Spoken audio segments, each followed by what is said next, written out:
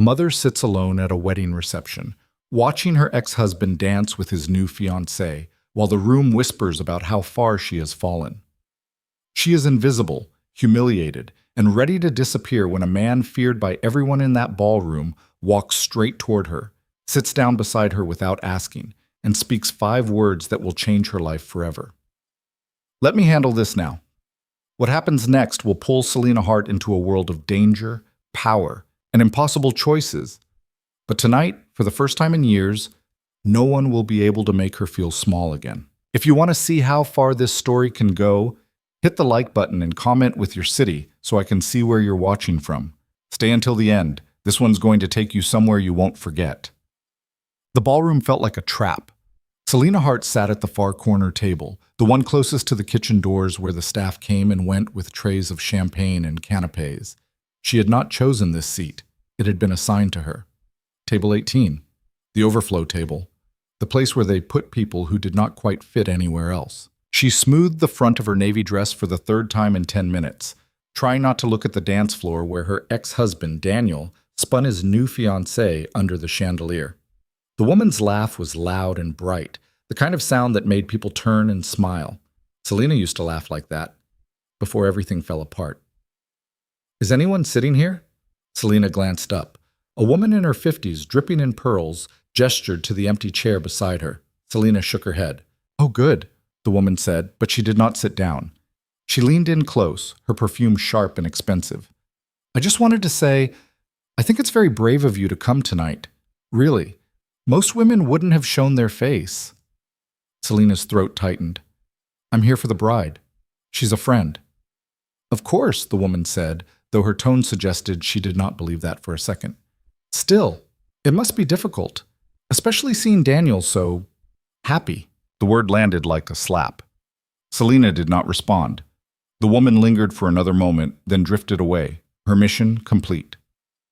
Selena reached for her water glass and took a long sip, forcing herself to keep her expression neutral. She had been here for 45 minutes, and already 3 different people had approached her with some version of the same sentiment. Pity wrapped in politeness, concern laced with judgment. She should not have come, but staying home would have been worse. That would have confirmed what everyone already suspected, that she was broken, hiding, ashamed. So she had put on the nicest dress she owned, arranged for her neighbor to watch her son, and driven to this overpriced country club to prove that she was fine. Except she was not fine. Daniel appeared at the edge of the dance floor, his arm around his fiancée's waist. Her name was Natasha. She was 28, blonde, and worked in marketing. Selena knew this because her son Marcus had mentioned it one Sunday when he came home from his father's house. Dad's girlfriend is really nice, Marcus had said, unpacking his overnight bag. She made pancakes. Selena had smiled and said that was wonderful, and then she had gone into the bathroom and cried for 20 minutes. Now, watching Daniel kiss Natasha's temple while someone's aunt took a photo, Selena felt that same pressure building behind her eyes. She would not cry here. She refused. Selena? She turned. A man in a gray suit stood beside her table holding a glass of whiskey. It took her a second to place him. Brian something. He had gone to college with Daniel. Hey, he said, sitting down without asking. I almost didn't recognize you. You look different. She forced a smile. It's been a while. Yeah. He took a sip of his drink, glancing toward the dance floor. So, how have you been? Daniel said you're working at a preschool now? Daycare, Selena corrected. I'm the assistant director. Right. He nodded, but she could see he was not really listening. That's great. Must be nice, working with kids, flexible hours and all that. It was not a compliment. It was a dismissal. Selena felt her jaw tighten. It keeps me busy, she said. I bet. Brian leaned back in his chair, scanning the room. You know, I gotta hand it to Daniel. He really turned things around. New job, new place, now this. Good for him. Selena's hands curled into fists under the table. She wanted to stand up and walk out. She wanted to throw her water in Brian's face. She wanted to scream. Instead, she nodded. Yeah, good for him. Brian said something else, but Selena was not listening anymore. Her vision had blurred at the edges, and the noise of the reception, Laughter, clinking glasses, the sugary pop song blaring from the speakers felt like it was pressing down on her chest. She stood abruptly. "Excuse me." Brian looked up, startled. "Oh, sure. You okay?" She did not answer. She grabbed her clutch and headed toward the hallway that led to the restrooms, her heels clicking too loud against the marble floor. A few people glanced her way, but no one stopped her. The hallway was quieter, cooler. Selena leaned against the wall and closed her eyes, focusing on her breathing. In through the nose, out through the mouth. Do not fall apart. Not here. She heard footsteps approaching and straightened quickly, wiping at the corner of her eye before anyone could see. But when she looked up, it was not a guest. It was Daniel. He stopped a few feet away, his hands in his pockets. He looked good, tanned, confident, like someone who had just come back from vacation, which Selena realized he probably had. "Hey," he said. "You okay?" The concern in his voice was the worst part. It was not mean. It was not fake. It was just detached, like she was someone he used to know. "I'm fine," Selena said. Daniel glanced back toward the ballroom, then stepped closer. "Look, I know tonight's probably weird for you, but I'm glad you came. It means a lot to Natasha." Selena stared at him. "To Natasha?" "Yeah." He shifted his weight, oblivious. "She was worried it might be awkward, with everything.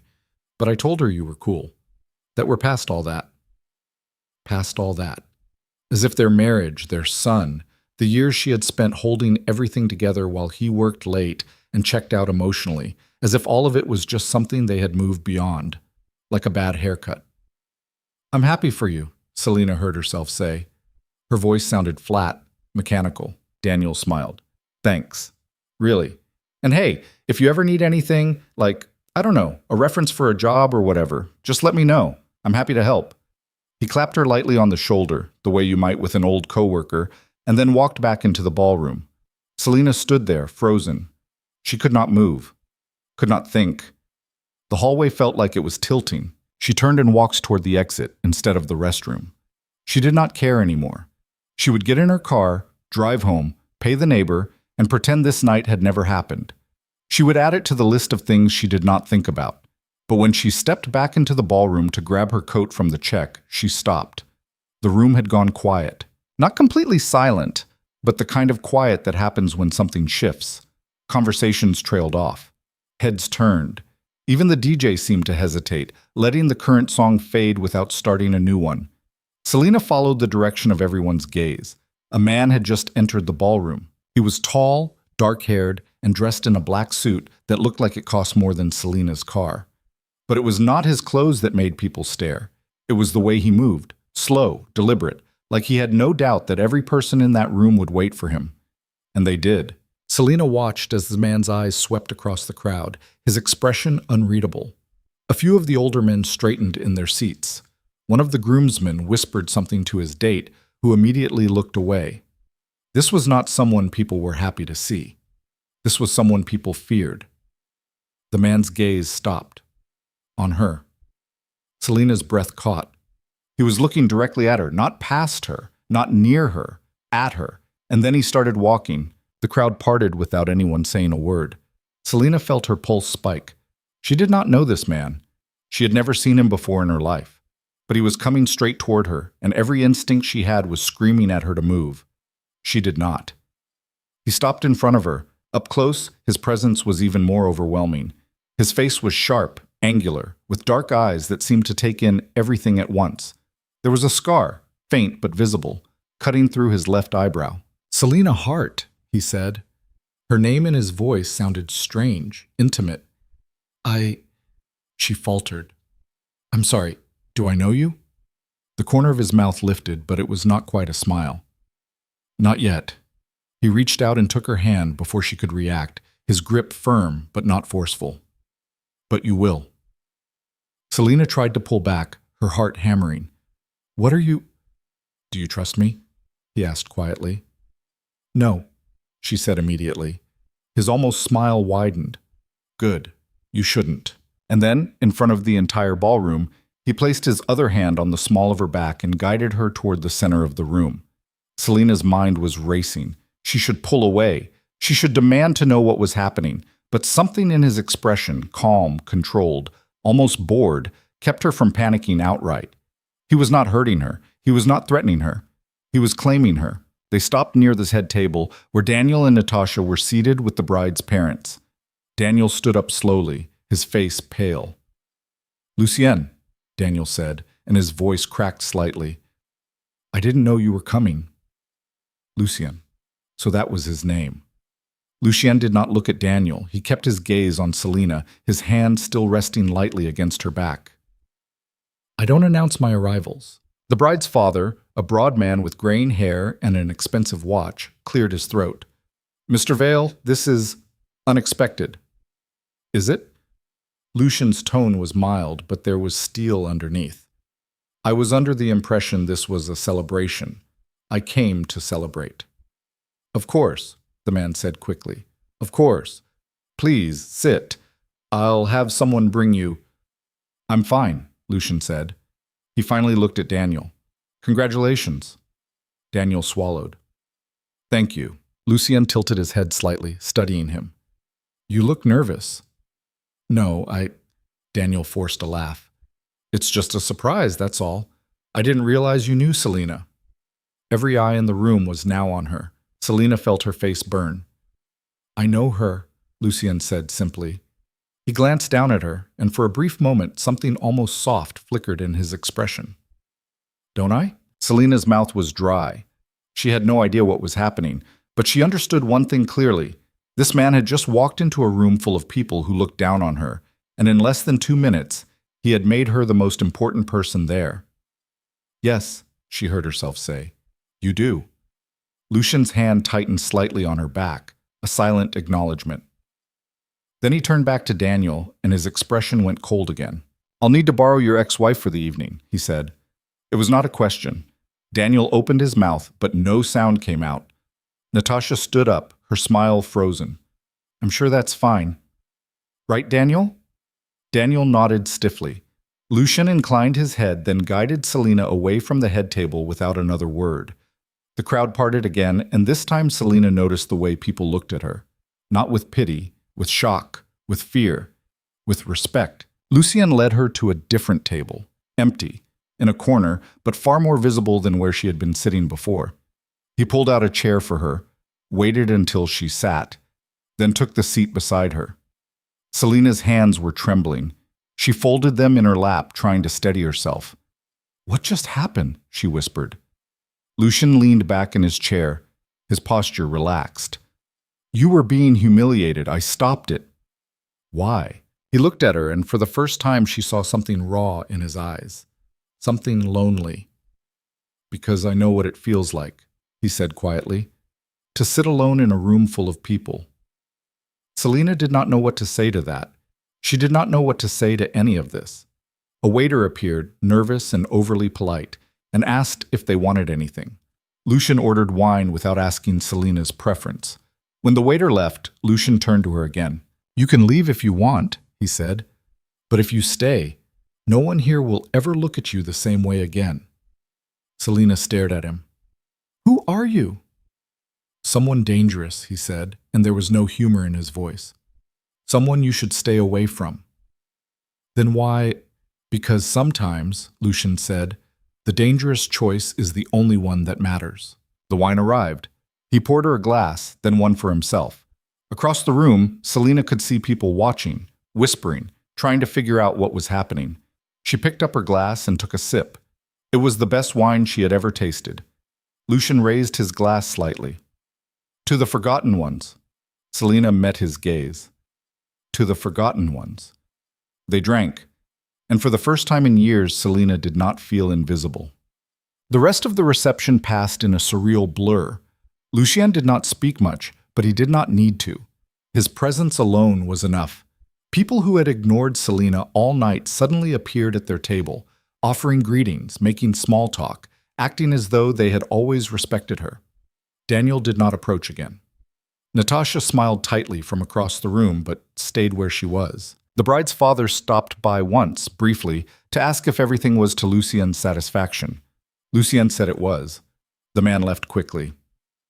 They're terrified of you, Selena said quietly once they were alone again. Yes. Why? Lucien swirled his wine, watching the liquid catch the light.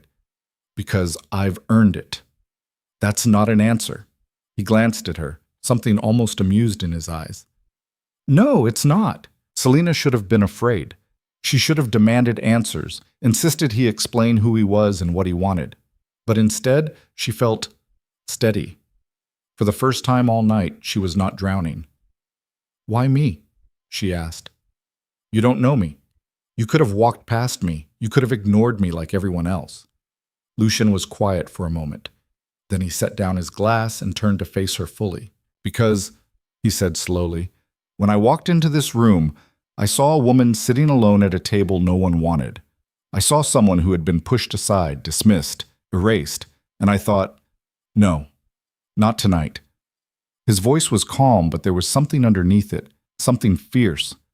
I thought, he continued, that if I could do one thing tonight, it would be to make sure you never felt that way again. Selena's throat tightened. You don't even know me. I know enough.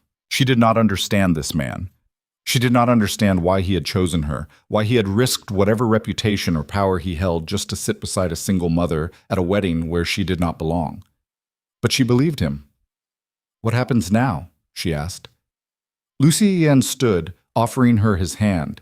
Now you go home, you go back to your life, and tomorrow you wake up knowing that tonight you were not invisible. Selena looked at his outstretched hand. She could take it. She could leave. She could walk out of this ballroom with her head high and never see this man again. Or she could ask the question that had been building since the moment he sat down beside her. What if I don't want to go back to my life? Lucien's expression did not change, but something shifted in his eyes. Then you'll have to decide what you're willing to risk. Selena took his hand and stood. They walked out of the ballroom together, and behind them, the whispers started all over again. But this time, Selena did not care. Outside, the night air was cool and sharp. Lucien walked her to her car, his hand still loosely holding hers. When they reached her 10-year-old sedan, he finally let go. This is me, Selena said, feeling suddenly self-conscious. Her car looked even more pathetic next to the line of luxury vehicles parked nearby. Lucien did not seem to notice or care. You'll be safe, he said. From what? From tonight, he said. From whatever comes after. Selena wanted to ask what that meant, but before she could, Lucien reached into his jacket and pulled out a card. He handed it to her. It was matte black with a single phone number embossed in silver. No name, no title. If you need me, he said, call. Selena looked down at the card, then back up at him. Why would I need you? Lucien's expression was unreadable. You won't, until you do. He stepped back, giving her space to unlock her car. Selena hesitated, then got in and started the engine. She rolled down the window. Thank you, she said. For tonight. Lucien nodded once. Drive safe.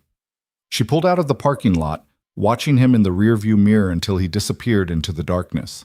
It was only when she was halfway home that she realized she still did not know who he was. Only that his name was Lucien Vale, and that for one night he had made her feel like she mattered. She pulled the card from her clutch and stared at it at a red light. No name, no title, just a number. She tucked it back into her bag and kept driving. When Selena got home, the neighbor's teenage daughter was asleep on the couch, and Marcus was in bed, his nightlight glowing softly in the corner. Selena paid the girl, thanked her, and locked the door behind her. Then she stood in the quiet of her small living room, still wearing her navy dress and heels, and tried to process what had just happened. A stranger had walked into a wedding, claimed her in front of everyone she knew, and then disappeared into the night. It did not make sense. None of it made sense. But when Selena finally went to bed that night, she fell asleep without crying for the first time in months. The next morning, Selena woke to the sound of Marcus jumping on her bed. Mom! Mom! Wake up! There's a man outside! Selena bolted upright, her heart pounding. What? Marcus pointed toward the window. There's a really fancy car outside, and there's a man standing next to it. He's just standing there. Selena scrambled out of bed and went to the window, pulling the curtain back slightly. Her breath caught. A black car, sleek, expensive, the kind she had only seen in movies, was parked at the curb. and standing beside it, in the same black suit from the night before, was Lucian Vale. He was looking directly at her window. Selena let the curtain fall and stepped back, her mind racing. What was he doing here? How did he know where she lived? Marcus tugged on her sleeve. Do you know him? Selena looked down at her son, 6 years old, wide-eyed, still in his dinosaur pajamas, and realized she had no idea how to answer that question. Stay here, she said. She pulled on a hoodie over her pajamas, ran a hand through her hair, and went downstairs. She unlocked the front door and stepped onto the porch, closing it behind her so Marcus could not follow. Lucian was still standing by the car. He looked completely unbothered, as if showing up uninvited at someone's home at 8 in the morning was perfectly normal. What are you doing here? Selena asked, keeping her voice low. Lucian tilted his head slightly. Good morning to you too. I'm serious. How do you even know where I live? I make it a point to know things. Selena crossed her arms. That's not an answer. It's the only one I have. They stared at each other. Selena should have been angry. She should have told him to leave, threatened to call the police, something. But instead she felt that same strange pull she had felt last night. The sense that this man, for all his danger and mystery, was not here to hurt her. Why are you here? She asked again, softer this time. Lucian glanced toward the house, then back at her. Because last night, I told you that you would be safe. I wanted to make sure that was still true. I'm fine. Are you? Selena hesitated. She was fine. Nothing had happened. But standing here looking at him, she realized that part of her had been waiting for something to happen, for the other shoe to drop. Yes, she said finally. I'm fine. Lucian nodded slowly. Good. He turned to leave, and Selena felt a sudden, irrational panic. Wait, she said. He stopped. Who are you? She asked. Really? Lucian looked at her for a long moment, his expression unreadable. Then he said, Someone who should not be standing on your porch. Then why are you? He did not answer. Instead, he reached into his jacket and pulled out another card, identical to the one he had given her last night. In case you lost the first one, he said. Selena took it, her fingers brushing his. I didn't. Keep it anyway. He walked back to his car and Selena watched as he slid into the driver's seat. The engine purred to life, low and powerful, and then he was gone. Selena stood on the porch, holding the card, trying to make sense of what had just happened. Behind her, the front door creaked open. Mom? Marcus peeked out, his eyes wide. Was that your friend? Selena turned, slipping the card into her pocket. Something like that. He has a really cool car. Yeah, Selena said quietly. He does. She ushered Marcus back inside, but as she closed the door, she glanced once more at the empty street. And for the first time in years, she wondered if her life was about to change. Selena spent the rest of Sunday trying to convince herself that Lucian Vale showing up at her house was not as strange as it felt. She made breakfast, took Marcus to the park, did laundry, graded some paperwork from the daycare. Normal things, safe things. But every time she walked past the living room window, she glanced at the curb where his car had been. By Monday morning, she had almost succeeded in pushing the entire weekend into the back of her mind. Almost. Mom, can I bring my dinosaur book for show and tell? Marcus asked, shoving cereal into his mouth while simultaneously trying to tie his shoes. Use your spoon, not your hands, Selena said automatically. And yes, but we're leaving in 5 minutes, so hurry up. Marcus abandoned his cereal and ran to his room. Selena poured herself a second cup of coffee and leaned against the counter, closing her eyes for just a moment. Her phone buzzed. She pulled it out, expecting a text from the daycare, or maybe her neighbor. Instead, it was a number she did not recognize. Did you sleep well? Selena stared at the screen. She did not have to ask who it was. She already knew. Her fingers hovered over the keyboard. She should not respond. She should delete the message, block the number, and forget this entire thing ever happened. Instead, she typed, How did you get my number? The response came immediately. The same way I got your address. Selena's jaw tightened. That's not funny. I wasn't joking. She set the phone down and took a breath. This was absurd. She did not know this man. She did not owe him anything. And yet, here she was, standing in her kitchen, heart racing, because a stranger had sent her a text message. Another buzz. I'd like to see you again. Selena picked up the phone. Why? Because I haven't stopped thinking about you since I left your porch yesterday. Her breath caught. She read the message twice, then a third time, trying to figure out if it was a line or if he actually meant it. Before she could respond, Marcus came barreling back into the kitchen, waving his dinosaur book. Ready? Selena shoved her phone into her bag. Let's go. The drive to Marcus's school was short, and Selena was grateful for the distraction. Marcus talked nonstop about his book, about the T-Rex on page 7, about how his friend Jason said dinosaurs were not real, but Marcus knew they were because he had seen the bones at the museum. Selena nodded and made the appropriate sounds, but her mind was elsewhere. When they pulled up to the school, Marcus unbuckled his seatbelt and leaned over to kiss her cheek. Love you, Mom. Love you too, Bug. Have a good day. He hopped out of the car and ran toward the entrance, his backpack bouncing. Selena watched until he disappeared inside, then pulled out her phone again. She stared at Lucien's last message. Then she typed, I don't think that's a good idea. His response came before she even put the phone down. Why not? Because I don't know you. You could. Selena exhaled slowly. This man was persistent and dangerous and completely wrong for her in every possible way. She typed, I have a son. I have a job. I don't have time for whatever this is. There was a pause. Then, what if I just wanted to buy you coffee?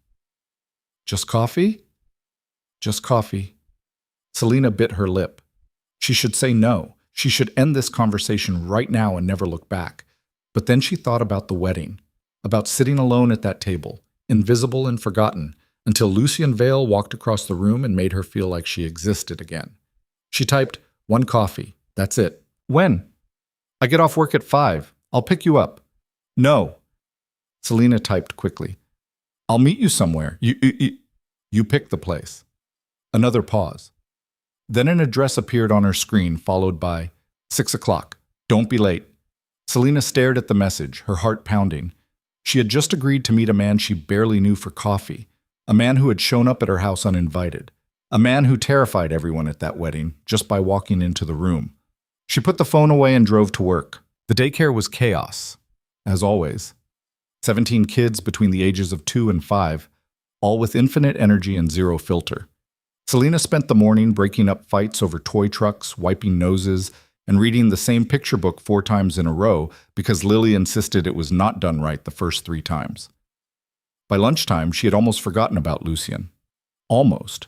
Hey, Selena. One of the other teachers, Bryn, poked her head into the classroom. There's someone here to see you.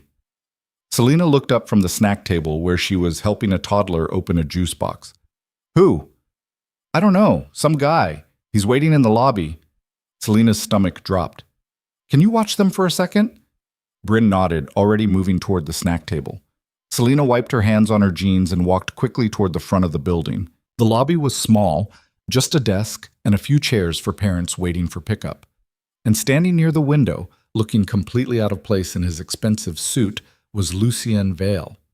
Selena stopped in the doorway. What are you doing here? Lucien turned, and for a split second, something almost sheepish crossed his face. I wanted to make sure you got my message. I got it? And? Selena glanced over her shoulder, making sure no one was listening. And I said I'd meet you at 6. That doesn't mean you can just show up at my job. I wasn't sure you'd actually come. So you came here to check on me? Yes. Selena stared at him. That's controlling? Lucien offered. Overbearing? I was going to say weird. He almost smiled.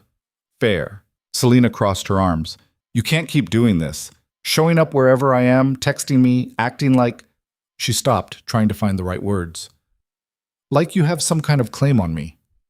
Lucien's expression shifted, something darker settling into his eyes. I don't have a claim on you, but I'd like to. Selena's breath hitched. You don't even know me. Then let me. They stood there staring at each other, and Selena realized that every rational part of her brain was screaming at her to walk away, to tell him no, to block his number, to forget this entire thing.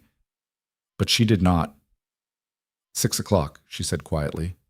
Don't make me regret this. Lucien nodded once. I won't. He left without another word, and Selena stood in the lobby for a long moment trying to steady her breathing. When she walked back into the classroom, Bryn raised an eyebrow. Who was that? No one, Selena said quickly. Bryn grinned. That didn't look like no one. Selena ignored her and went back to the snack table, but she could feel Bryn's eyes on her for the rest of the afternoon. By the time 5 o'clock rolled around, Selena's nerves were shot. She had changed her mind about going at least 6 times, but every time she decided to cancel, she remembered the way Lucien had looked at her. Not with pity, not with judgment, just with interest, like she was worth his time. She picked up Marcus from school, took him home, and called her neighbor to see if she could watch him for a couple hours. Hot date? The neighbor, Mrs. Alvarez, asked with a knowing smile. Just coffee, Selena said. Mm-hmm. Mrs. Alvarez did not look convinced, but she agreed to come over at 5:30. Selena changed into jeans and a sweater, brushed her hair, and tried not to overthink what she was doing. It was just coffee. Just 1 hour. And then she could go home and pretend this whole thing had never happened, except she did not want to pretend. That was the part that scared her the most. The address Lucien had sent led her to a small cafe on the edge of town, tucked between a bookstore and a dry cleaner. It was quiet, understated, the kind of place that did not advertise. Selena parked across the street and sat in her car for a moment, gathering her courage. Then she got out and walked inside. The cafe was nearly empty, just an older man reading a newspaper in the corner and a barista wiping down the counter. And at a table near the window, waiting, was Lucien. He stood when he saw her, and Selena noticed that he was not wearing a suit this time, just dark jeans and a simple black shirt. He looked normal, almost. You came, he said. I said I would. I know, but I wasn't sure you'd actually do it. Selena sat down across from him. Why? Because I seem like the type to flake? No, because I seem like the type you should avoid. She could not argue with that. Lucien gestured to the counter. Do you want something? Coffee? Tea? Coffee? Black. He went to the counter and ordered, and Selena took the opportunity to study him. Without the suit, without the intimidating presence, he looked younger than she had thought, maybe late 30s, and tired. There were shadows under his eyes, faint but noticeable. He came back with 2 cups and set one in front of her. So, Selena Hart, assistant director at a daycare, single mother, lives on Maple Street, drives a 2015 Honda, ex-husband remarried, 1 son, Marcus, age 6. Selena's hands tightened around the cup. How do you know all that? I told you, I make it a point to know things. That's not an answer. Lucien leaned back in his chair. I have resources. I use them. That's invasive. Yes. And you don't see a problem with that? Not when it comes to you. Selena stared at him. Why me? What is it about me that made you walk across that ballroom? That made you show up at my house? That made you look into my life like I'm some kind of project? Lucien was quiet for a moment. Then he said, because when I saw you sitting at that table, I saw someone who had been hurt. Someone who was trying so hard to hold it together that she didn't realize she was breaking, and I thought... He stopped, shaking his head. I thought I knew that feeling. Selena's throat tightened. You don't know me. No, Lucien agreed, but I know what it's like to be alone in a crowded room. I know what it's like to smile when you're falling apart. I know what it's like to be forgotten. His voice was calm, but there was something raw underneath it, something real. Selena looked down at her coffee. So what? You saw a sad woman and decided to swoop in and save her? No, I saw a woman who deserved better, and I decided to make sure she knew it. Selena did not know what to say to that. She took a sip of her coffee, trying to steady herself. Tell me about your son, Lucien said after a moment. Selena looked up, surprised. Marcus? You said his name at the wedding. You were checking your phone. I assumed it was him. It was, Selena said slowly. He's everything. Smart, funny, exhausting. He loves dinosaurs and hates bedtime. He asks a million questions and never stops moving. Lucien smiled faintly. Sounds like a good kid. He is. Selena hesitated. He's the only thing I got right. I doubt that. You don't know what my life looked like before, Selena said quietly. You don't know the mistakes I made. Everyone makes mistakes. Not like mine. Lucian leaned forward, his gaze steady. What happened? Selina looked at him, and for some reason, maybe because he was a stranger, maybe because he had already seen her at her lowest, she found herself telling him. I got married young, she said. 22. Daniel was older, confident, had a good job. I thought he was everything I wanted, and for a while it was good. We had Marcus, bought a house, did all the normal things. But then Daniel started working more, late nights, business trips. I told myself it was fine, that he was providing for us. But really, he was just gone. She paused, swirling her coffee. One day I found texts on his phone from a woman at his office. Nothing physical, he said, just talking. But it didn't feel like just talking. It felt like I didn't matter anymore. Like I was just there, taking care of Marcus, keeping the house running, waiting for him to come home. And he was somewhere else, with someone else, living a life that didn't include me. Lucian's jaw tightened, but he did not interrupt. We tried therapy, Selina continued, for Marcus, but it didn't work. Daniel said I was too needy, too demanding, that I didn't understand how hard he worked, and maybe he was right. Maybe I wasn't enough. Because 6 months later, he filed for divorce. He got the house, split custody, moved on, and her voice cracked slightly. I got a 1-bedroom apartment and a job at a daycare and the knowledge that I failed at the one thing I thought I could do right. She looked up at Lucien, her eyes burning. So no, I don't think you saw someone who deserved better. I think you saw someone who was pathetic, and I don't know why you're here, but if it's pity, it's not, Lucian said sharply. Selina stopped. It's not pity, he said again, softer this time. And you're not pathetic.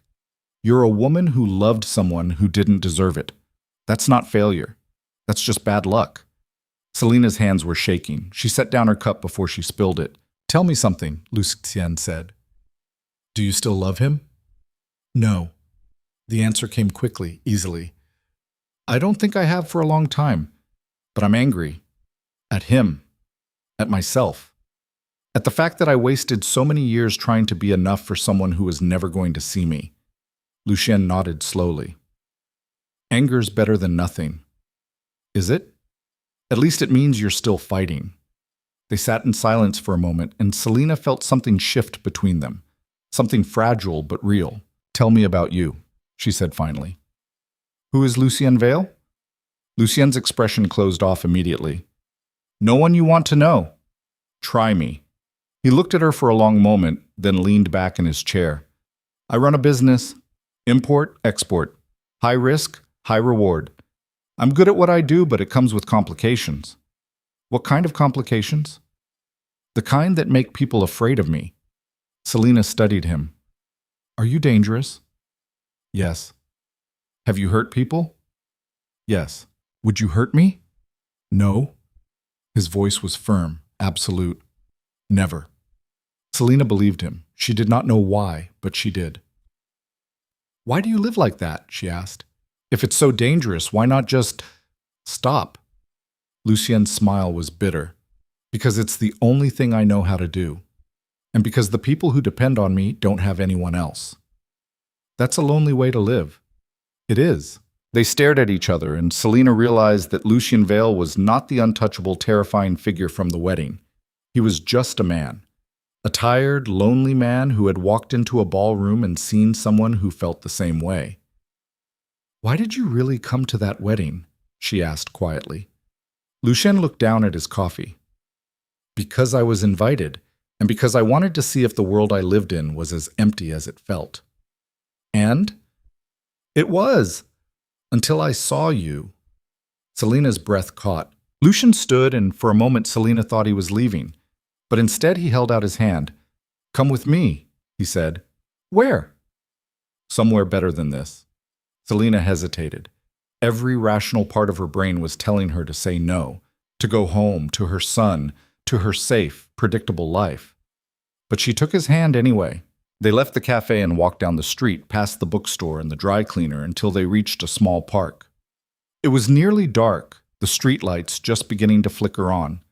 Lucien led her to a bench near a fountain and sat down. I used to come here when I was younger, he said, before everything got complicated. I'd sit here and think about what my life would look like if I'd made different choices. What did you see? Nothing good. He looked at her. But tonight, I'm seeing something different. What? Someone worth the risk. Selena's heart was racing. Lucien, I know this is fast, he said. I know you don't trust me. And I know I'm the last person you should be sitting here with, but I need you to understand something. He turned to face her fully, his expression open in a way she had not seen before. When I walked into that ballroom, he said, I wasn't looking for anyone. I wasn't looking for anything. I was just there, going through the motions. And then I saw you, and everything stopped. You weren't trying to impress anyone. You weren't performing. You were just real. And I haven't seen anything real in so long that I didn't know what to do with it. Selena's throat was tight. So you decided to claim me in front of 100 people? Yes. He did not apologize. Because I knew that if I didn't, you'd leave that wedding thinking you were invisible. And you're not. You're the most visible thing in any room you walk into. At least to me. Selena did not know what to say. She did not know how to process the fact that this man, this dangerous, powerful, terrifying man, was sitting on a park bench in the dark, telling her she mattered. I have a son, she said finally, and a life. And I can't. I know. Lucien's voice was gentle. I'm not asking you to change anything. I'm just asking you to let me be part of it, for as long as you'll let me. Selena looked at him, really looked at him, and saw the truth in his eyes. He was not lying. He was not manipulating her. He was just here, asking for a chance. One day at a time, she said quietly. Lucien smiled, and it was the first real smile she had seen from him. One day at a time. They sat on the bench until the streetlights were fully lit, talking about nothing and everything. Lucien told her about the fountain, about the time he had fallen into it as a kid, and his mother had laughed so hard she cried. Selena told him about Marcus's obsession with dinosaurs, about the time he had insisted on wearing a T-Rex costume to the grocery store. It was easy, comfortable, real. When Selena finally checked her phone, it was almost 8. I have to go. Marcus will be asleep soon and I want to say goodnight. Lucien stood and walked her back to her car. When they reached it, he opened the door for her, then stepped back. Thank you, Selena said, for tonight. Thank you for coming. She got into the car, and Lucien closed the door. But before she could pull away, he tapped on the window. She rolled it down. Tomorrow, he said. Can I see you again? Selena hesitated, then she nodded. Tomorrow. Lucien stepped back and Selena drove away, watching him in the rearview mirror until he disappeared. When she got home, Mrs. Alvarez was asleep on the couch, and Marcus was tucked into bed. Selena paid the neighbor, locked the door, and went into Marcus's room. He was curled up under his dinosaur blanket, his mouth slightly open, one hand clutching his stuffed triceratops. Selena sat on the edge of the bed and brushed the hair off his forehead. I love you, Bug, she whispered. Marcus shifted slightly but did not wake. Selena stood and went to her own room, where she changed into pajamas and climbed into bed. She pulled out her phone and stared at Lucien's number for a long moment. Then she typed, Thank you for tonight. I haven't felt like myself in a long time. But tonight, I did. His response came almost immediately. You were always yourself. You just forgot. Selena smiled and set the phone on the nightstand. For the first time in years, she fell asleep feeling like maybe, just maybe, things were going to be okay. The next morning, Selena woke to a text from Lucien. Good morning. Can I take Marcus and you to breakfast? Selena sat up, her heart racing. Marcus. He wanted to meet Marcus. She typed back, Are you sure? I'm sure. If you are. Selena stared at the message. Letting Lucien into her life was one thing. Letting him into Marcus's life was something else entirely. But then she thought about the way he had talked about the fountain, about his mother, the way he had listened when she talked about her son, the way he had looked at her like she mattered. She typed, 10 o'clock. There's a diner on 4th Street. I'll meet you there. I'll be there. Selena got out of bed and went to wake Marcus, her hands shaking slightly. This was real now. This was happening. And she had no idea if she was making the best decision of her life or the biggest mistake. But she was going to find out. The diner on 4th Street smelled like bacon and burnt coffee, and the booths were cracked vinyl that stuck to the backs of your legs. Selena had been coming here since Marcus was a baby, back when she and Daniel were still trying to pretend everything was fine. Now she came because it was cheap and Marcus loved the pancakes. She sat in their usual booth by the window, watching the door. Marcus was coloring on the paper placemat with the crayons the waitress had brought, humming to himself. Mom, can I get chocolate chip pancakes? You always get chocolate chip pancakes. I know, but can I? Selena smiled. Yes. Marcus went back to his coloring, and Selena checked her phone for the third time in 5 minutes. It was 2 minutes past 10. Maybe Lucian had changed his mind. Maybe he had realized that meeting a 6-year-old was not part of whatever this was and decided to... The door opened. Lucien walked in, and Selena's breath caught. He was dressed casually again, jeans and a dark jacket, but even in a diner full of truckers and families, he stood out. He scanned the room, found her, and something in his expression softened. He walked over and slid into the booth across from her. Marcus looked up from his coloring, his eyes wide. You're the man with the cool car. Lucian glanced at Selena, then back at Marcus. I am. What kind of car is it? Marcus, Selena said quickly. This is Lucian. He's a friend of mine. Marcus studied Lucian with the kind of unfiltered curiosity only a 6-year-old could manage. Are you Mom's boyfriend?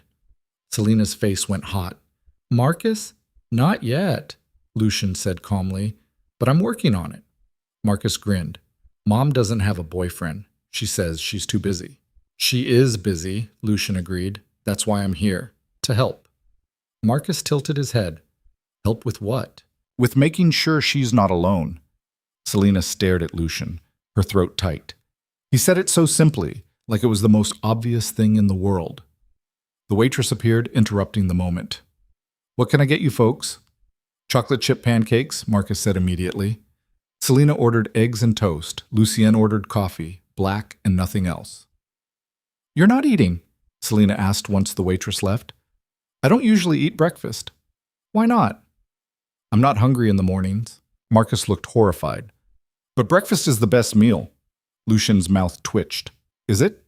Yeah, you get pancakes and cereal, and sometimes Mom makes bacon. Don't you like bacon? I do. Then you should eat it. Lucian looked at Selena, and she saw something almost amused in his eyes. Your son makes a compelling argument. He's good at that. Marcus went back to his coloring, and Lucian leaned back in the booth, watching him. What are you drawing? A T-Rex fighting a volcano. Why is it fighting a volcano? Marcus looked up like the answer was obvious. Because the volcano is going to explode and kill all the dinosaurs, so the T-Rex is trying to stop it. Can he stop it? Marcus shrugged. I don't know yet. I haven't finished. Lucian nodded seriously. Let me know how it turns out. Okay. The food arrived, and Marcus dove into his pancakes with the single-minded focus of a child who had been promised chocolate chips. Selena picked at her eggs, too nervous to eat. Lucien sipped his coffee and watched them both, his expression unreadable. So, Selena said quietly, you wanted to meet Marcus. I did. Why? Lucien glanced at Marcus, then back at her. Because he's part of your life. And if I'm going to be part of your life, I need to know him. Selena's chest tightened. You don't have to do this. I know. Then why? Because I want to. He set down his coffee. Selena, I meant what I said last night. I'm not here to complicate things. I'm here because I want to be here, and that includes him. Marcus looked up, his mouth full of pancakes. Includes me in what? In making sure your mom smiles more, Lucian said. Marcus nodded like this made perfect sense. She doesn't smile a lot, only when I do something funny. Then we'll have to make sure you do funny things more often. Marcus grinned, and Selena felt something crack open in her chest. She had been so afraid that Lucien would not know how to talk to Marcus, that he would be stiff or awkward or worse, disinterested. But he was none of those things. He was calm, patient, honest. He treated Marcus like a person, not a prop. They finished breakfast, and when the check came, Lucien took it before Selena could reach for her wallet. I can pay, she said. I know. Lucien, let me. She let him. Outside, Marcus ran ahead to look at a dog tied up near the entrance. Selena and Lucien walked slowly behind him. Thank you, Selena said, for being normal. Lucien glanced at her. Normal? With him. I thought you'd be, I don't know, different. I like him, Lucien said simply. He's smart and honest, and he loves you. Selena's throat tightened. Yeah, he does. They reached the parking lot and Marcus ran back to Selena, tugging on her sleeve. Can we go to the park? Please? Selena hesitated. I don't know, Bug. We have errands. I'll take you, Lucien said. Selena looked at him. You don't have to. I want to. Marcus's face lit up. Can we, Mom? Please? Selena looked at her son's hopeful expression, then at Lucien's steady gaze. She was letting him in, really letting him in, and that terrified her. But she nodded. Okay, the park. Marcus cheered and ran toward Lucien's car. Can I sit in the front? Marcus, no. He can sit in the front, Lucien said, if you're okay with it. Selena sighed. Fine. But seatbelt. Always. They drove to the park in Lucien's car and Marcus spent the entire ride asking questions. What kind of engine did it have? How fast could it go? Did it have a turbo? Lucien answered every question patiently, and Selena sat in the back, watching them and trying not to let herself hope too much. The park was busy, full of families and kids running around. Marcus bolted for the playground the second they arrived, and Selena and Lucien found a bench near the swings. He has a lot of energy, Lucien observed. That's putting it mildly. They sat in silence for a moment, watching Marcus climb the jungle gym. Then Lucien said, Does his father see him often? Selena stiffened. Every other weekend. Sometimes less if Daniel's busy. Does Marcus ask about him? Sometimes, but he's gotten used to it. She paused. I don't think Daniel knows how to be a father. He knows how to be the fun parent, the one who shows up with toys and takes him to the movies. But the hard stuff, the homework, the tantrums, the bedtime battles, he doesn't do that. So you do. Yeah. Selena's voice was tight. I do. Lucien looked at her. You're a good mother. I'm trying. You're more than trying. Selena did not know what to say to that. She watched Marcus jump off the jungle gym and run toward the swings, his laughter carrying across the playground. He deserves better than this, she said quietly. Better than a mother who can barely afford rent. Better than a father who only shows up when it's convenient. Better than... He has you, Lucien interrupted.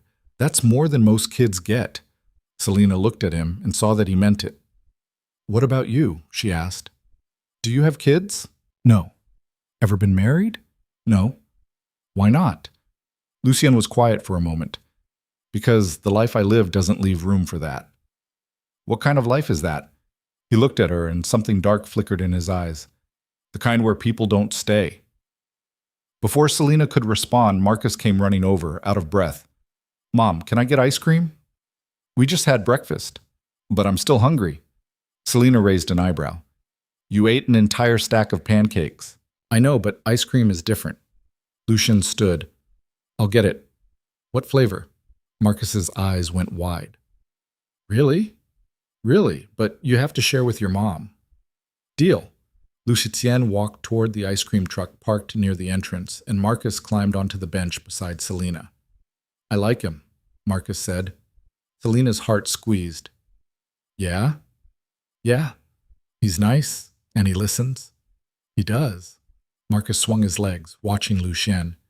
Is he going to stay? Selena did not know how to answer that. I don't know, Bug. I hope he does. Selena put her arm around Marcus and pulled him close. Me too. Lucien came back with 3 ice cream cones, chocolate for Marcus, vanilla for Selena, and nothing for himself. You're not having any? Marcus asked. I'm fine. But you should have some. It's good. Lucien smiled faintly. Maybe next time. They sat on the bench, eating ice cream and watching the other kids play. Marcus talked non-stop, telling Lucien about his school, his friends, his dinosaur book. And Lucien listened to every word, asking questions, genuinely interested. Selena watched them and felt something shift inside her. This was what she had been missing, not someone to save her, not someone to fix her life, just someone to be there, to sit on a park bench and eat ice cream and listen to her son talk about dinosaurs. By the time they left the park, it was almost noon. Marcus was tired, his energy finally running out. He fell asleep in the back seat on the drive home, his head tilted against the window. Lucienne pulled up outside Selena's apartment, and she turned to look at him. "Thank you," she said, "for today." "Don't thank me." "Why not?" "Because I should be thanking you for letting me in." Selena's throat tightened. "You're making this really hard to keep at arm's length." "Good." She smiled, then glanced back at Marcus. "I should get him inside." Lucienne nodded. "I'll carry him." "You don't have to—" But Lucienne was already out of the car, opening the back door and carefully lifting Marcus into his arms. Marcus stirred slightly, but did not wake. Selena grabbed his backpack and led the way to the apartment. Inside, Lucienne carried Marcus to his room and laid him gently on the bed. Selena pulled off Marcus's shoes and covered him with a blanket. When they walked back into the living room, Lucienne stopped near the door. "I should go." "Okay." But neither of them moved. "Selena," Lucienne said quietly, "I need to tell you something." Her stomach dropped. "What?"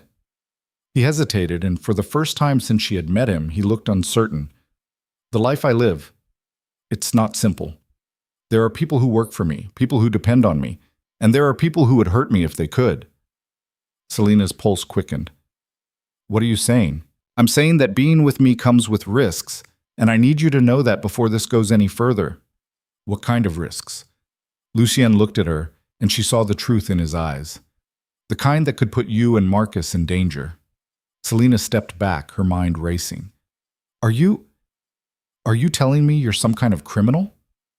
"I'm telling you that my business isn't legal, and the people I deal with aren't people you want to meet." Selena's hands were shaking. "Then why are you here? Why did you come into my life if you knew it could hurt us?" "Because I didn't think it would get this far," Lucienne said, his voice raw. "I thought I could walk away, but I can't, not from you." Selena stared at him, her chest tight. "You need to leave." "Selena, no, you need to leave right now." Lucienne did not argue. He just nodded, his expression unreadable, and walked to the door. But before he left, he turned back.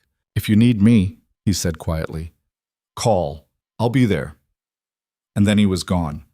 Selena stood in the middle of her living room, her heart pounding, trying to process what had just happened. Lucienne Vale was a criminal, a dangerous man, and she had let him into her home, into her son's life. She sank onto the couch, her hands covering her face. What had she done? The next 2 days passed in a haze. Selena went to work, picked up Marcus from school, made dinner, put him to bed. She did not text Lucienne. She did not call. She tried to pretend that the entire thing had been a mistake, a brief lapse in judgment that she could forget. But she could not forget. Every time she closed her eyes, she saw Lucienne sitting on that park bench, listening to Marcus talk about dinosaurs. She saw the way he had looked at her, like she was something worth protecting. She saw the pain in his eyes when he told her to call if she needed him. On the third day, she came home from work to find an envelope taped to her door. Her name was written on the front in neat, precise handwriting. Selena's hand shook as she opened it. Inside was a single piece of paper with a message. "You were right to send me away, but if you change your mind, I'll be waiting." And underneath, in smaller letters, "Stay safe." Selena folded the note and went inside, her chest aching. That night, after Marcus was asleep, she pulled out her phone and stared at Lucienne's number. She typed a message. "I don't know what to do." His response came immediately. "You don't have to do anything. Just be safe. Are you watching me?" "Yes." Selena's breath caught. "Why?" "Because the people I told you about, they know about you now, and I won't let them hurt you." Selena's blood ran cold. "What people?" "People who want to hurt me. And they'll use you to do it." "How do they know about me?" Lucienne did not respond for a long moment. Then, "Because I wasn't careful enough. And I'm sorry." Selena set the phone down, her hands trembling. She should have been angry. She should have called the police, gotten a restraining order, done something to protect herself and Marcus. But all she felt was fear. The next morning, she woke to a text from an unknown number. "You should ask Lucian who he really is, before it's too late." Selena stared at the message, her heart pounding. She showed it to Lucienne the next time he called. "Who sent this?" she demanded. I don't know, but I'm going to find out. Lucian, what is happening? His voice was tight. Someone's trying to scare you, to get to me. Is it working? Are you scared? Yes. Lucian was silent for a moment. I'm coming over. No, you can't. I'm already on my way. He hung up before she could argue. 15 minutes later, there was a knock on the door. Selina checked the peephole, saw Lucien, and opened it. He stepped inside, his expression dark. Pack a bag. You and Marcus. Now. What? No, I'm not. Selina. His voice was sharp. Someone knows where you live. Someone is threatening you, and I am not taking any chances. Where would we even go? Somewhere safe. Somewhere they can't find you. Selina's mind was spinning. This is insane. I can't just leave. I have work. Marcus has school. And you'll both be dead if you stay. The words hit her like a slap. Selina stared at him and saw that he was serious. You're scaring me, she whispered. Good. You should be scared. Lucien stepped closer, his voice softer. But I will not let them hurt you. Do you understand? I will die before I let that happen. Selina's eyes burned. Why are you doing this? Because I care about you, and I'm not walking away. Before Selina could respond, her phone buzzed. Another message from the unknown number. Tick-tock. Lucien saw it, and his jaw tightened. Pack, now. Selina did not argue this time. She went to her room, threw clothes into a bag, then went to Marcus's room and did the same. Marcus woke up, groggy and confused. Mom, what's happening? We're going on a trip, Bug, just for a little while. Where? Somewhere safe. Marcus looked scared, and Selina hated herself for putting that look on his face. But she did not know what else to do. Lucien carried their bags to the car while Selina locked the apartment. As they drove away, she looked back at her building, wondering if she would ever come home. Lucien took them to a house on the edge of town, hidden behind tall gates and thick trees. It was not a mansion, but it was big, quiet, isolated. This is yours? Selina asked as they pulled into the driveway. One of them. Inside, the house was sparsely furnished but clean. Lucien showed them to a bedroom with 2 beds, then left them alone to settle in. Marcus climbed onto one of the beds and looked around. Are we hiding? Selina sat beside him. Kind of. From what? From people who want to hurt us. Marcus's eyes went wide. Like bad guys? Yeah, like bad guys. Is Lucien a bad guy? Selina looked at her son and realized she did not know how to answer that. No, she said finally. He's not. Then why are people trying to hurt him? Because sometimes people are bad even when you're trying to be good. Marcus nodded like this made sense, then lay down and closed his eyes. Within minutes, he was asleep. Selina stayed beside him, stroking his hair, and tried not to cry. Downstairs, Lucien was on the phone, his voice low and tense. Selina could not hear what he was saying, but she could hear the anger in his tone. When he hung up, she went downstairs. He was standing by the window, staring out at the darkening sky. Who are you talking to? She asked. Someone who's going to help me figure out who sent those messages. And then what? Lucien turned to look at her, and his expression was colder than she had ever seen it. And then I'll deal with them. Selina's stomach turned. What does that mean? It means they won't be a problem anymore. Lucien, don't. His voice was sharp. Don't ask me to be something I'm not. This is who I am, and if you can't handle that, then you should leave now. Selina stared at him and saw the truth. He was not just dangerous, he was deadly, and he was willing to kill to protect her. I'm not leaving, she said quietly. Lucien's expression softened slightly. Why not? Because I'm tired of running, and because... She stopped, her throat tight. Because you're the only person who's made me feel safe in years. Lucien crossed the room and pulled her into his arms. Selina let herself lean into him, and for a moment she let herself believe that everything was going to be okay. But deep down, she knew it was not. They stayed like that for a long time, standing in the quiet of the safe house while the world outside grew darker. When Selina finally pulled back, Lucien's hands lingered on her arms.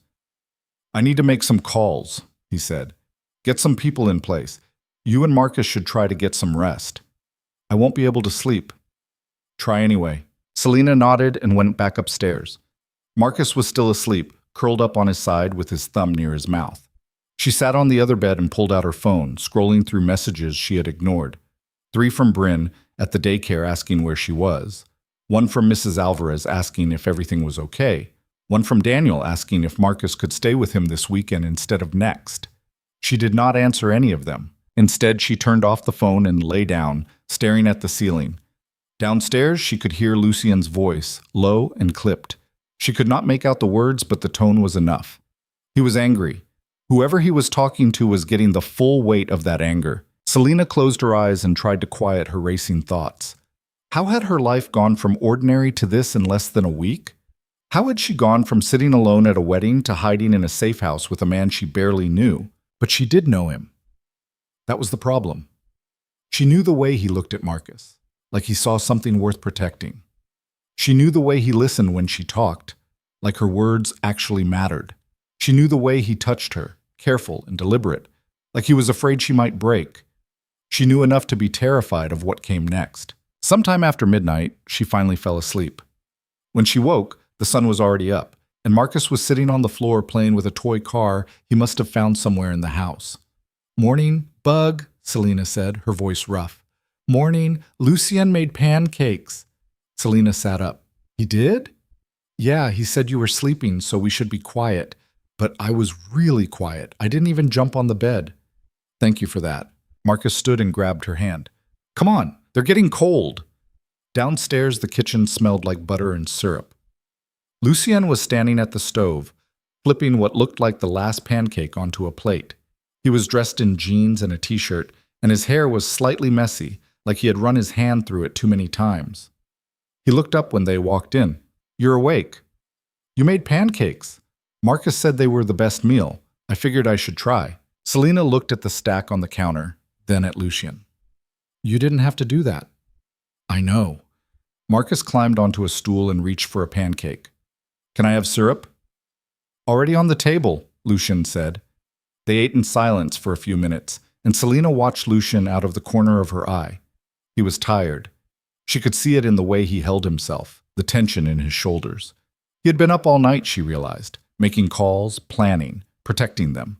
"Did you find out who sent the messages?" she asked quietly. Lucien glanced at Marcus, then at her. "Not yet, but I will." "What happens when you do?" His jaw tightened. "We'll talk about it later." Selena did not push. She finished her pancakes and helped Marcus clean up, then sent him to the living room to watch cartoons. When she came back into the kitchen, Lucien was staring out the window, his hands braced on the counter. "How long do we have to stay here?" Selena asked. "I don't know." "Days? Weeks?" "However long it takes." Selena crossed her arms. "I can't just disappear, Lucien. I have a job. Marcus has school. People are going to notice. Let them notice." "That's not an answer." Lucien turned to face her, and his expression was hard. "The answer is that your safety is more important than your job, more important than school, more important than anything else. That's not your call to make." "Yes, it is. Because you're here, in my house, under my protection, and I will do whatever it takes to keep you safe." Selena's hands curled into fists. "You don't get to decide that for me." "Then what do you want me to do?" Lucien's voice rose slightly. "Let you go back to your apartment so whoever sent those messages can follow through on their threats? Let Marcus get caught in the crossfire because you're too stubborn to accept help?" "That's not fair. None of this is fair." Lucien stepped closer, his eyes blazing. "You think I wanted this? You think I wanted to drag you into my world and put you in danger? I didn't, but it happened, and now I have to deal with it." "Then deal with it," Selena shot back. "But don't treat me like I'm some helpless victim who needs you to make all her decisions." They stared at each other, the tension crackling between them. Then Lucien exhaled slowly and ran a hand through his hair. "You're right," he said quietly. "I'm sorry." Selena blinked. She had not expected that. "What?" "You're right. This is your life, and I don't get to control it." He looked at her, and the anger was gone, replaced by something raw. "But I'm asking you to trust me. Just for a little while. Let me keep you safe. And then, When this is over, you can go back to your life and forget I ever existed. Selina's throat tightened. I don't want to forget you. Lucien's expression softened. Then stay, please. She nodded. Okay. The rest of the day passed slowly. Marcus played with the toys he had found, explored the house, and asked 1,000 questions about why they were there and when they could go home. Selina did her best to answer without scaring him, but she could see the worry in his eyes.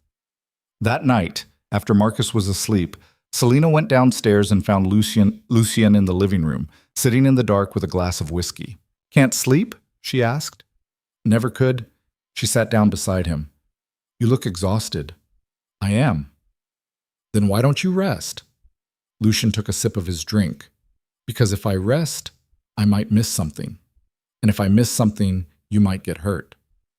Selina looked at him, really looked at him, and saw the weight he was carrying, the fear, the guilt, the responsibility. This isn't your fault, she said quietly. Yes, it is. No, it's not. You didn't ask for this any more than I did. Lucien set down his glass and turned to face her. I walked into that wedding and made a choice. I claimed you in front of everyone. I made you visible, and now because of that you're a target. Then unclaim me. I can't. Why not? Because I meant it. His voice was rough. Every word. And I would do it again. Selina's heart was pounding. Even knowing what it would cost? Especially knowing what it would cost. She reached out and took his hand. Then stop blaming yourself. Because I don't blame you. Lucien looked down at their joined hands, then back at her. You should. Well, I don't. They sat in silence, and Selina felt the tension between them shift into something else. Something quieter. More dangerous. Can I ask you something? She said. Anything. Who are you really? Not the man who runs a business, not the man everyone's afraid of. Who is Lucien Vale when no one's watching? Lucien was quiet for a long time. Then he said, someone who's been alone for so long, he forgot what it felt like to care about someone. And now? Now I remember, and it scares the hell out of me. Selina's breath caught. Why? Because caring about someone means you can lose them. And I've lost enough. Who did you lose? Lucien pulled his hand away and stood, walking to the window. My mother. When I was 16. She was killed because of something my father did. Something I didn't even know about, until it was too late. Selina stood and went to him. Lucien. My father was like me, he continued, his voice flat. He ran an empire, made enemies, and one of them decided the best way to hurt him was to take away the person he loved most. So they killed her, in our house, while I was at school. Selina's chest ached. I'm so sorry. My father never recovered. He became colder, more ruthless, and when he died 10 years later, I inherited everything, the business, the enemies, the blood.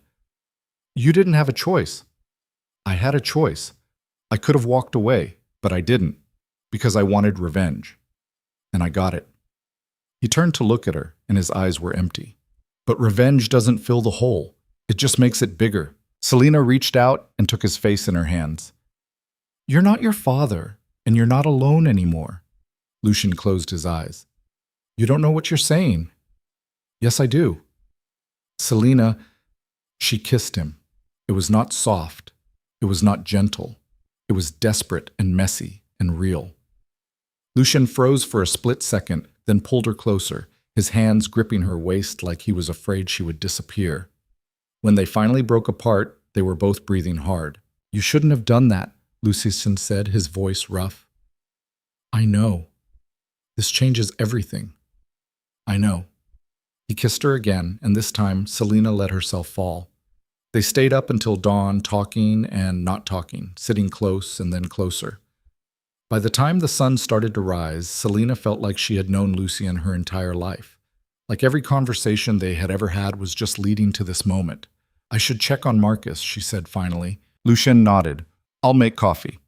She went upstairs and found Marcus still asleep, his face peaceful. She kissed his forehead and went back downstairs where Lucien was standing in the kitchen with 2 mugs. Black, right? He said. Right. They sat at the table and Selena felt something shift between them, something permanent. "What happens now?" she asked. "Now, we wait. My people are tracking down the source of those messages. Once I know who's behind it, I'll deal with it. And then? And then, hopefully, you can go home." Selena looked at him. "What if I don't want to go home?" Lucian's hand tightened around his mug. "Selena, I'm serious. What if I want to stay?" "You can't." "Why not?" "Because this isn't a life. This is hiding. And you deserve more than that." "So do you." Lucian shook his head. "I gave up on deserving anything a long time ago." "Then it's time to start believing again." Before Lucian could respond, his phone rang. He pulled it out, looked at the screen, and his expression darkened. "I have to take this," he said, standing and walking into the other room. Selena sat alone in the kitchen, her heart pounding. She did not know what was happening, but she knew it was not good.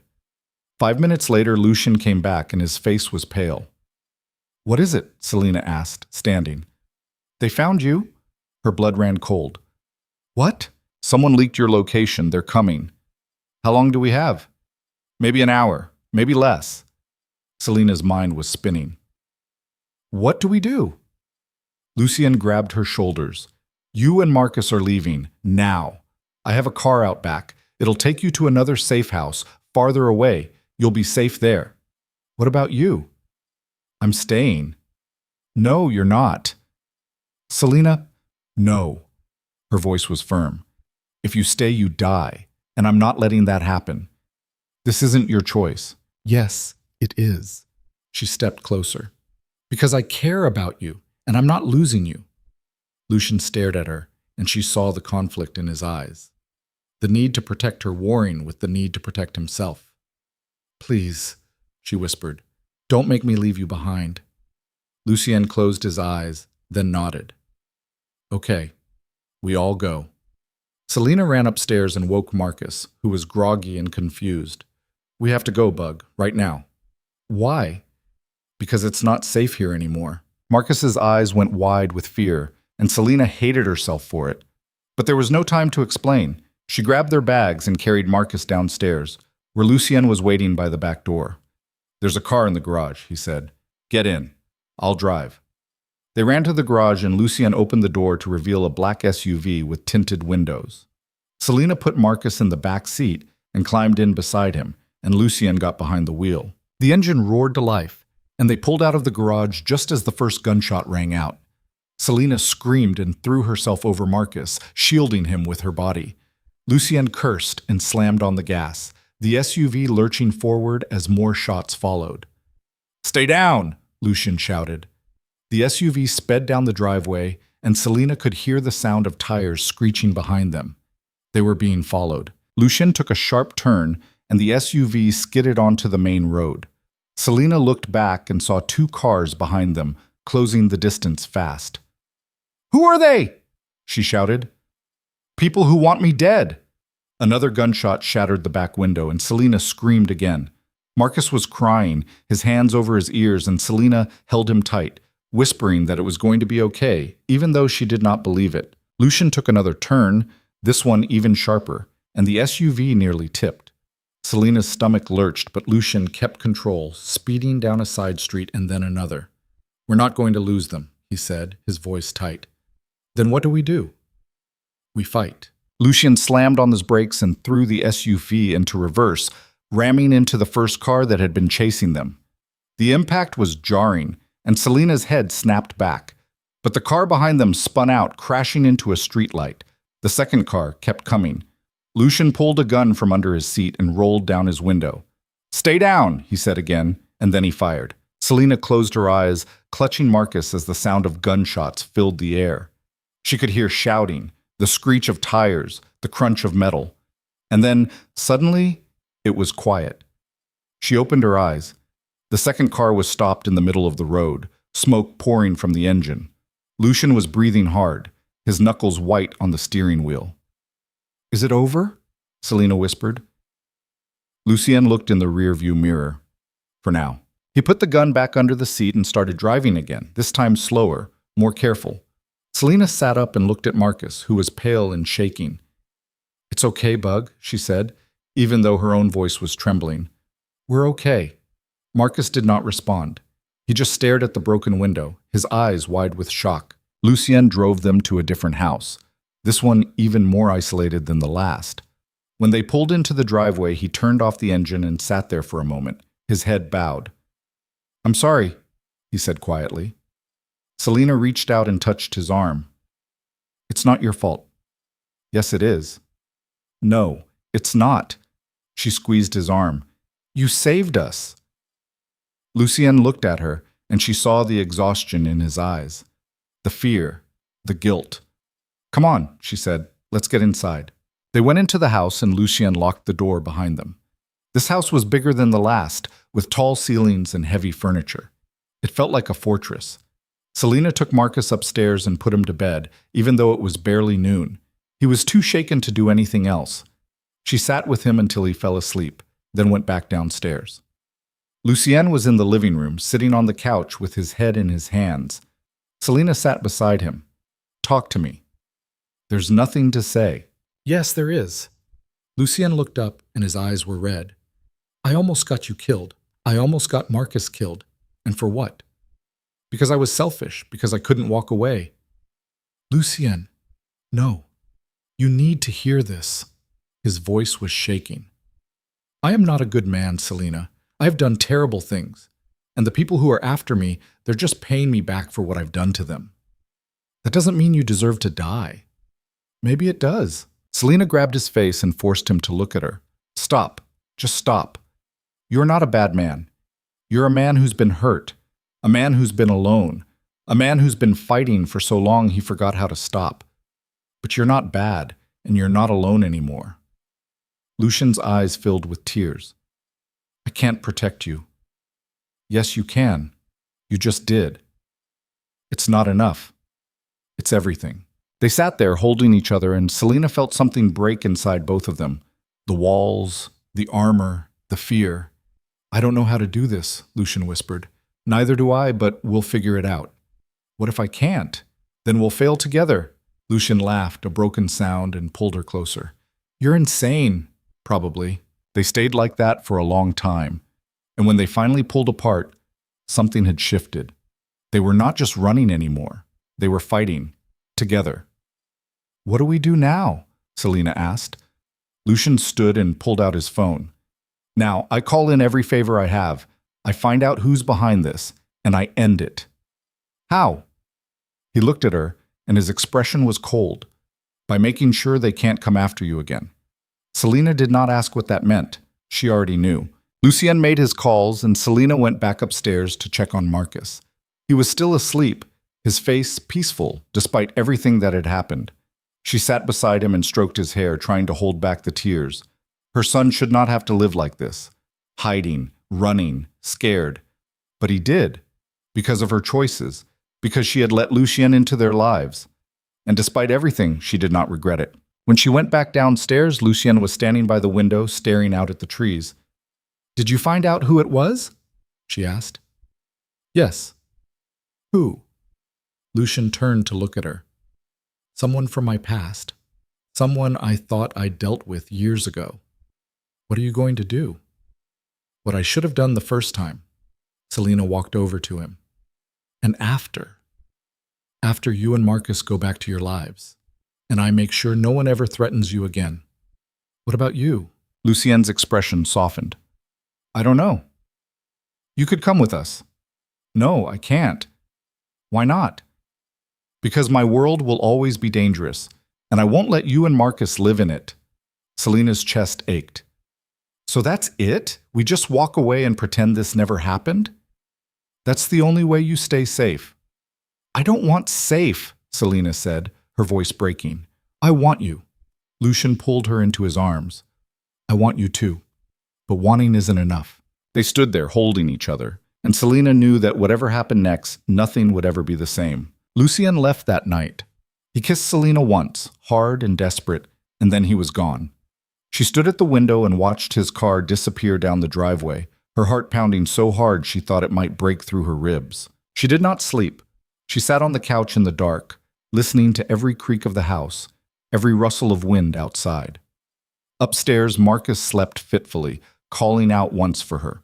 She went to him, smoothed his hair back, whispered that everything was okay, but she did not know if that was true. By morning, Lucien still had not returned. Selena made breakfast for Marcus even though she was not hungry. She put on a smile and told him they were staying here just a little longer, that it was like a vacation. Marcus did not believe her. He was 6, not stupid, but he ate his cereal and did not ask the questions she could see forming behind his eyes.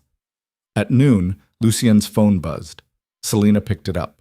A single text from a number she did not recognize. "It's done." Her hands shook. She did not know what done meant. She did not know if Lucien was safe, if he was hurt, if he was coming back. She wanted to call him, but she was afraid of what she might hear. 2 hours later, the front door opened. Selena bolted off the couch, her heart in her throat. Lucien stood in the doorway, and he looked like he had been to hell and back. His shirt was torn at the shoulder, there was blood on his knuckles, and his face was pale and drawn. But he was alive. "Lucien." He held up a hand. "It's over." Selena's breath came out in a rush. "What happened?" "I found him, the one who sent the messages, the one who came after you." His voice was flat, empty. "He won't be coming back." Selena did not ask what that meant. She already knew. "Are you hurt?" she asked instead. "No." "You're bleeding." "It's not mine." Selena's stomach turned, but she stepped forward and took his hand anyway. "Come sit down." Lucien let her lead him to the couch.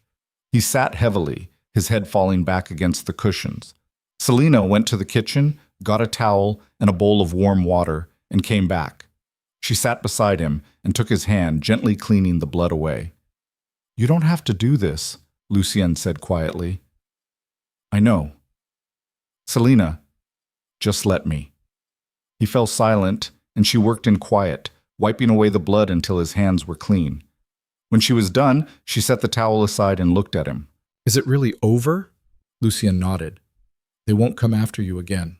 I made sure of it." "How?" "By making an example, Sick." His voice was hard.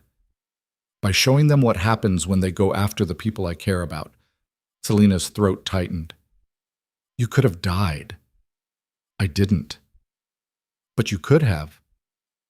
Lucien looked at her, and his eyes were tired. "Would it have mattered?" "Yes." The word came out fierce, sharp. "It would have mattered, to me, to Marcus." Lucien's expression cracked slightly. "I'm sorry." "For what?" "For dragging you into this. For putting you in danger. For—" He stopped, his voice breaking. "For being selfish enough to want you even when I knew I shouldn't." Selena took his face in her hands. "Stop apologizing for caring about someone. It almost got you killed. But it didn't. You made sure of that." Lucien closed his eyes. "You should hate me." "Well, I don't. You should leave. Take Marcus and go back to your life. Forget I ever existed." "Is that what you want?" "It's what's best for you." "That's not what I asked." Lucien opened his eyes, and the pain in them was raw. "No, it's not what I want." "Then what do you want?" He looked at her for a long moment, and then he said, "You. I want you. And Marcus. And a life that's not just blood and fear and running. But I don't know how to have that. I don't know if I even deserve it." Selena's eyes burned. "You do. You deserve it more than anyone I know." "How can you say that, after everything you've seen?" "Because I've also seen the way you look at Marcus. The way you listened to him talk about dinosaurs like it was the most important thing in the world. The way you made pancakes because he said they were the best meal. The way you held me when I was falling apart and didn't ask for anything in return." Her voice cracked. "You're not the monster you think you are, Lucien. You're just a man who's been hurt. And I'm tired of people acting like that's something to be ashamed of." Lucien stared at her, and something in his face broke open. He pulled her into his arms and held her so tight she could barely breathe. "I don't know how to do this," he whispered against her hair. "Neither do I. But we'll figure it out. What if I mess it up? Then we'll fix it. What if I can't keep you safe? Then we'll be scared together." Lucien pulled back just enough to look at her. "You're the bravest person I've ever met." Selena laughed, a watery sound. I'm terrified. That's what makes you brave. They sat there, holding each other, and Selena felt something shift. Not the end of the fear, not the end of the danger, but the beginning of something else, something that looked like hope. The sound of footsteps on the stairs made them pull apart. Marcus appeared in the doorway, his hair sticking up on one side, his dinosaur pajamas wrinkled. Is Lucian back? He asked. Yeah, Bug, he's back. Marcus ran over and climbed onto the couch between them. Did you catch the bad guys? Lucian glanced at Selena, then looked at Marcus. Yeah, I did. Are they gone? They're gone. Marcus nodded, satisfied, and leaned against Lucien's side. Good. I don't like bad guys. Lucien's hand came up hesitantly, then settled on Marcus's shoulder. Me neither. They sat like that for a while, the three of them on the couch, and Selena felt something settle in her chest. This was what she had been missing. Not someone to save her, not someone to fix her life. Just someone to sit with. Someone to be there when things got hard. Someone who cared. That evening, after Marcus was asleep, Selena and Lucien stood on the back porch, looking out at the trees. The air was cool and quiet, and for the first time in days, Selena felt like she could breathe. What happens now? She asked. Lucien leaned against the railing. That depends on you. On me? I told you I'd make sure you were safe. I did. Now you get to decide what comes next. Selena looked at him. And if I decide I want to stay, then you stay. Just like that? Just like that. Selena stepped closer. What about your world? The danger? The people who want you dead? I'm done with that world, Lucien said quietly. Or I'm trying to be. I've spent the last 20 years building an empire on fear and blood, and I'm tired. I'm tired of looking over my shoulder, tired of being alone, tired of pretending I don't want something more. What do you want? Lucien turned to face her fully. I want a life, a real one, with you and Marcus, if you'll have me. I want to wake up in the morning and make pancakes. I want to go to the park and listen to Marcus talk about dinosaurs. I want to fall asleep next to you and not wonder if someone's going to kick in the door in the middle of the night. Selena's throat was tight. You make it sound so simple. It's not simple. It's going to be hard. I've made a lot of enemies. Some of them are still out there, and walking away from this life doesn't mean it won't follow me. But I'm going to try, because you're worth it, because Marcus is worth it, because for the first time in years, I actually want to be alive. Selena reached out and took his hand. Then we'll make it work. You're sure? No, but I'm sure about you. Lucien pulled her into his arms, and they stood there under the stars, holding each other like they were the only two people in the world. Over the next few weeks, things slowly began to settle. Lucien had people clean up the mess he had left behind, people who made sure that the threat was truly gone. He sold off parts of his business, handed control to others, and stepped back from the empire he had built. It was not a clean break. There were complications, loose ends, people who were not happy about his decision. But Lucien handled it all with the same cold efficiency he had always used, and slowly the danger began to fade. Selena and Marcus moved into Lucien's estate. It was not the safe house. It was bigger, older, with high ceilings, and too many rooms and a garden that had been neglected for years. It felt cold at first, like a museum. But Marcus ran through the halls and declared it the coolest house ever, and Selena started making small changes, flowers in the kitchen, curtains in the living room. Marcus's drawings on the fridge. Lucien watched all of it with something close to wonder. One night, Selena found him standing in the doorway of Marcus's room, just watching the boy sleep. You okay? She asked quietly. Lucien nodded. I never thought I'd have this. Have what? A family. Selena stepped beside him and took his hand. You do now. Lucien looked at her, and his eyes were wet. I don't know how to be a father. You're already doing it. I'm not his father. Maybe not by blood, but you're here. You're showing up. You're trying. That's more than a lot of fathers do. Lucien squeezed her hand. What if I mess it up? Then we'll fix it, together. They stood there for a moment, and then Lucien pulled her into his arms. I love you, he whispered. Selena's breath caught. What? I love you. I should have said it sooner, but I was afraid. Of what? That you wouldn't say it back. Selina pulled back just enough to look at him. I love you too. Lucien's face broke into a smile, and it was the first real, unguarded smile she had ever seen from him. Yeah? Yeah. He kissed her, and Selina felt something click into place. This was where she was supposed to be.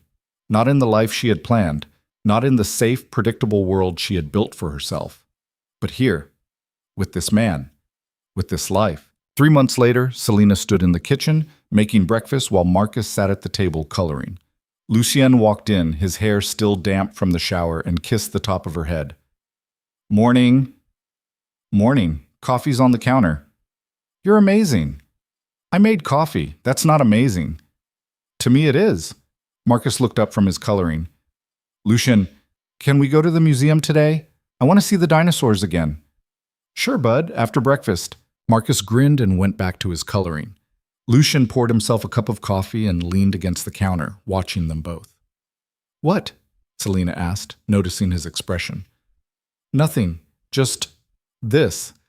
I keep waiting for it to feel like a dream. It's not a dream. I know, that's the scary part. Selina set down the spatula and walked over to him. You're allowed to be happy, you know. I'm working on it. Good. Later that day, they went to the museum. Marcus dragged them through the dinosaur exhibit, pointing out every fossil and reading every plaque with the kind of intensity only a 6-year-old could manage. Lucien listened to every word, asked questions, and at one point crouched down beside Marcus to get a better look at a T-Rex skull. Selina stood back and watched them, her heart full. This was her life now, not perfect, not easy, but real. When they got home that evening, Marcus fell asleep almost immediately, exhausted from the day. Selina and Lucien sat on the back porch again, the same place they had stood months ago when everything was still uncertain. I've been thinking, Lucien said. About what? About the future. Selina looked at him. What about it?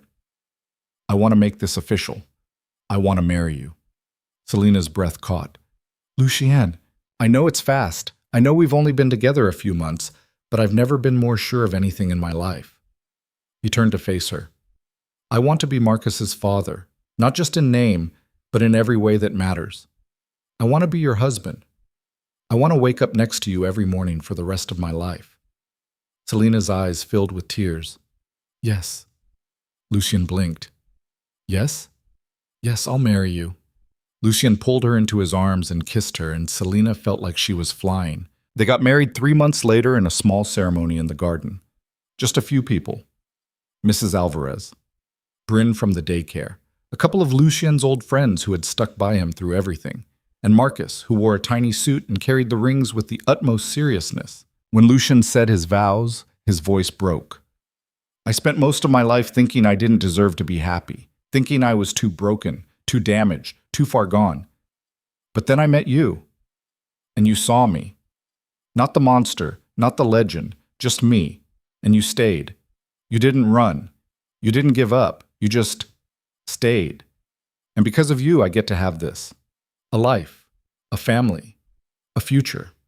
I promise to spend every day for the rest of my life trying to be the man you see when you look at me. Selina could barely see through her tears.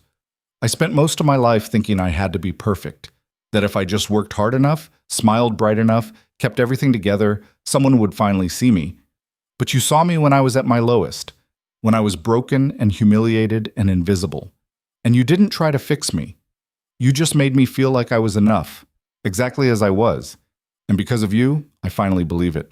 They kissed, and Marcus cheered, and Selina felt like she had finally come home. Over the next year, things continued to shift and settle. Lucien officially adopted Marcus, and Marcus started calling him Dad without anyone asking him to.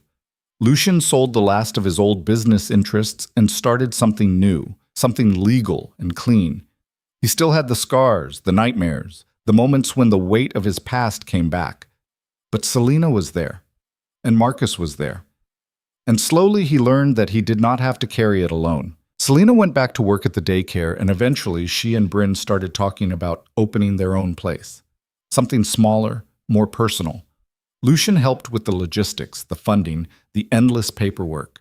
And one day, they opened the doors to Heart and Well's Early Learning Center, And Selena stood in the empty building and cried because she had built something that was hers. Marcus grew. He lost a tooth. He learned to ride a bike. He started reading chapter books. And every night, before bed, he climbed into Lucian's lap and asked for a story. Sometimes Lucian made them up. Sometimes he read from a book. But always at the end, he kissed Marcus on the forehead and said, "I love you, bud." And Marcus always said, "I love you too, Dad." One evening, 2 years after the wedding, Selena and Lucian sat on the back porch again. Marcus was inside, building something with Legos and humming to himself. "Do you ever regret it?" Selena asked. "Regret what?" "Leaving your old life. Giving up everything you built." Lucian looked at her, and his expression was soft. "Not for a second." "Even when it's hard?"